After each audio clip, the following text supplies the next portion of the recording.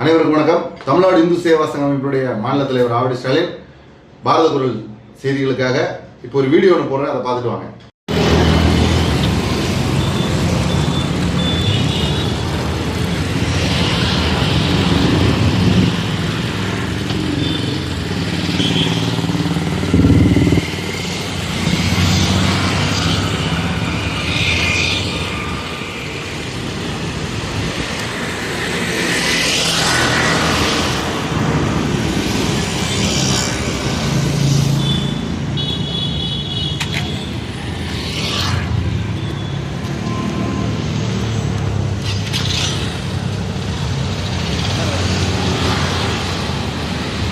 நீங்க பார்த்த வீடியோ நம்ம என்எம் ரோட்ல இருக்க கவர்மெண்ட் ஹாஸ்பிட்டல் ஆவடியிலேயே மிகப்பெரிய ஒரு அரசு மருத்துவமனை, சுகாதார நிலையம் கூட கிடையாது.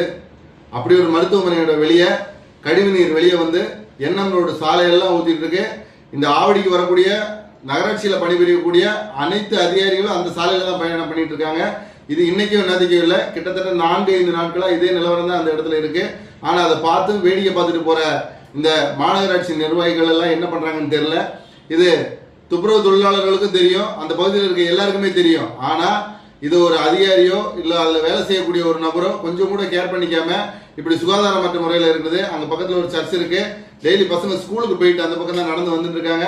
இவ்வளவு சுகாதாரக்கேடான ஒரு சூழ்நிலை தான் இன்னைக்கு ஆவடி மாநகராட்சி நிர்வாகம் நிர்வாக திறமையிட்டு நடத்தி கொண்டிருக்கிறாங்க.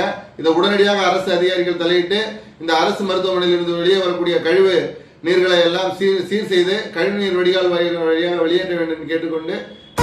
நன்றி, வணக்கம்.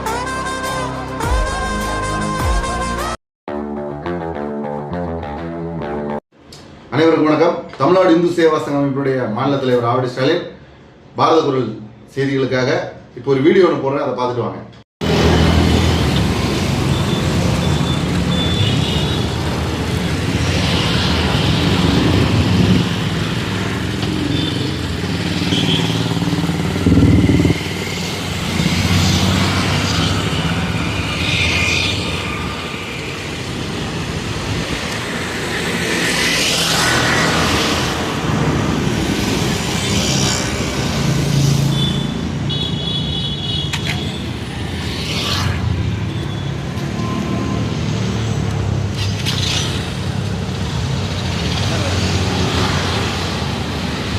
நீங்க பார்த்த வீடியோ நம்ம என்எம் ரோட்ல இருக்க கவர்மெண்ட் ஹாஸ்பிட்டல் ஆவடியிலேயே மிகப்பெரிய ஒரு அரசு மருத்துவமனை, சுகாதார நிலையம் கூட கிடையாது.